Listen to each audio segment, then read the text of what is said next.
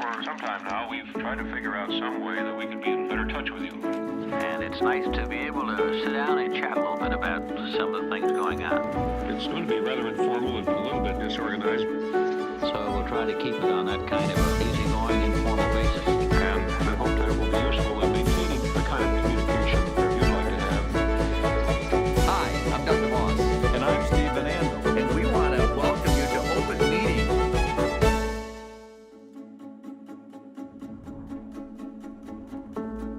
Hi, everybody. This is Open Meeting, where Doug and I get a chance to talk to you about things that are important in the business. This segment is called From the Archives. And From the Archives is a segment that we kind of go back and look at different things, whether we find maybe a speech or something that happened previously that we think is important to talk about. Today, we're going to talk a little bit about Amway's place in kind of the entrepreneurial environment, and we're going to talk a little bit about what it takes to motivate the young entrepreneur.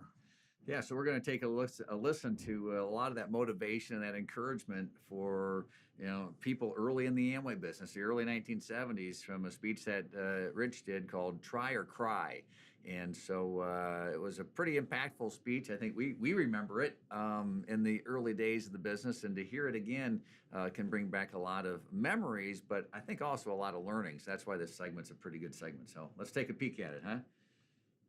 All right, now. I don't care what your dream is.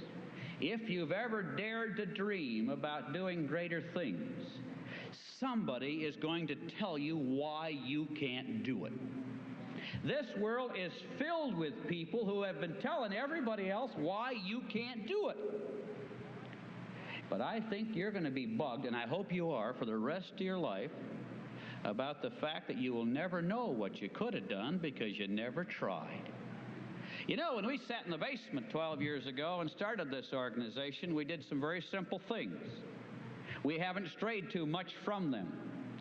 We said we wanted to build a business that anybody could start, no matter who they were, where they came from, what their education, what their color, what their religion. We just didn't care.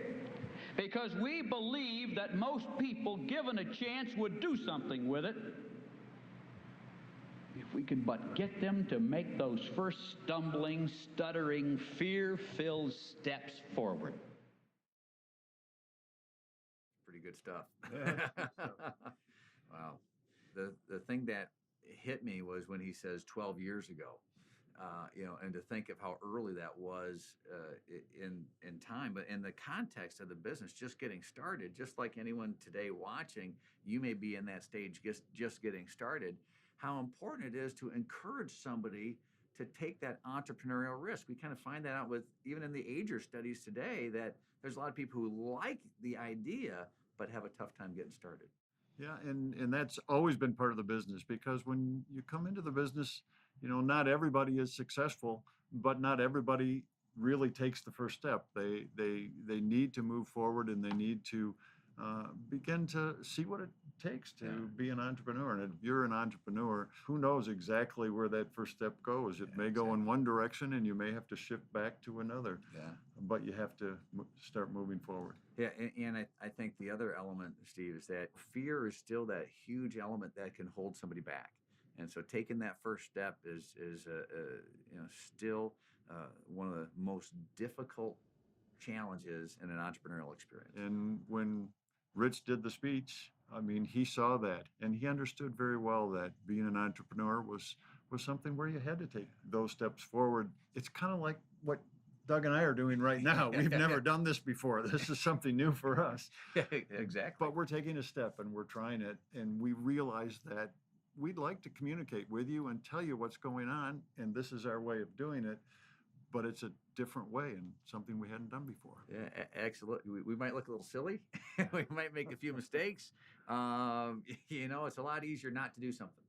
It's a lot easier just to step back. And whether it's kind of something like this program, or some of the strategies we have with Amway Next, how we're looking at the business going forward, some of the decisions that we've made about how to improve the business today, it has the same sort of fear factor, or the risk element there of, boy, what if this doesn't work? What if somebody sees it? What if we embarrass ourselves?